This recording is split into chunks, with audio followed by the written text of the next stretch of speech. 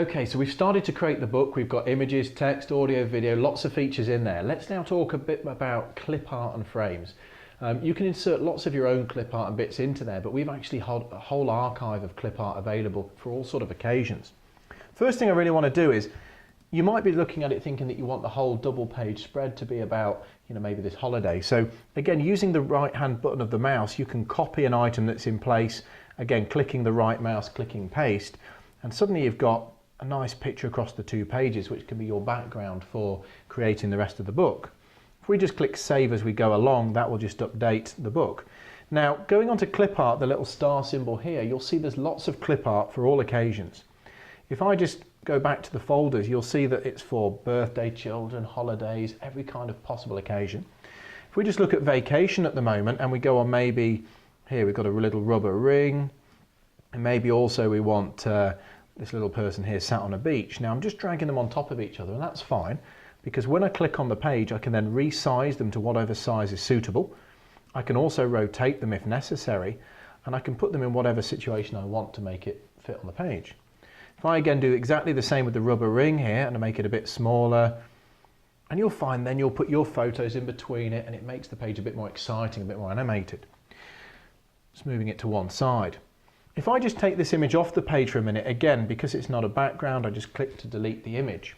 What I want to do here is, I want to show you that you can put on images and maybe put an image mask on. So rather than a solid back cover to the page here, we might upload the same image as previously, but rather than making it transparent at the moment, if we click on it and then we click on the image mask logo, we have the option to drop onto that page some quite exciting features that will soften the edges. Or there's a heart-shaped one there for Valentine's Day or an anniversary, and you can take a picture from being quite solid and quite chunky into being quite nice, and in this case it's an oval mask, or it might be that we put this one on that sort of fades the edges in together. Now within clip art you have a variety of options, and I'm just going to shrink this photo down and you'll see why.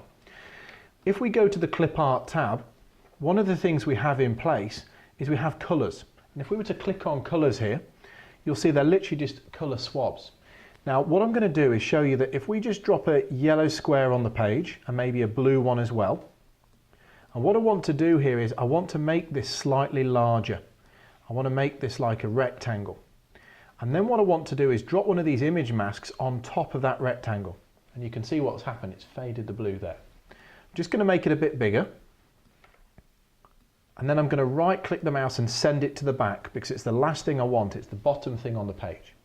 What I'm then going to do is exactly the same with this yellow square. I'm going to make it larger.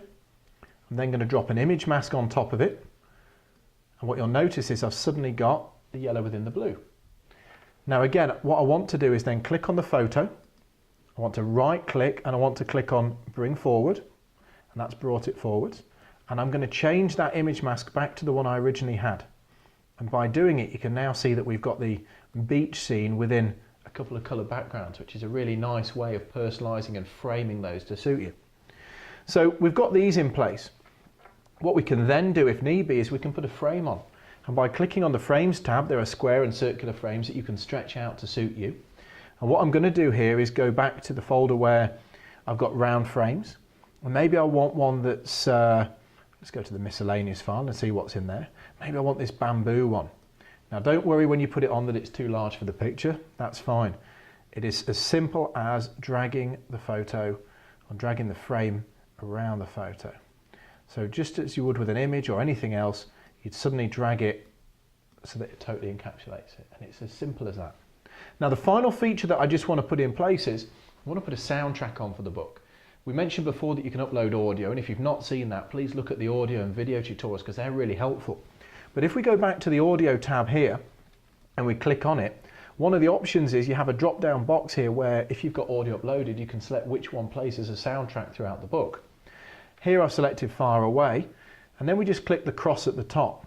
We save the book, and when we click on preview you'll see what happens. Now the audio plays straight away. It might take a few seconds for some people to buffer as it comes on the computer, but you can see it's playing because of the little equalizer at the top. Should you want to stop it, if you click on the on button it'll turn it off, and when you do that it pauses the song, so if later you want to start it again, it will start from the same point you left off.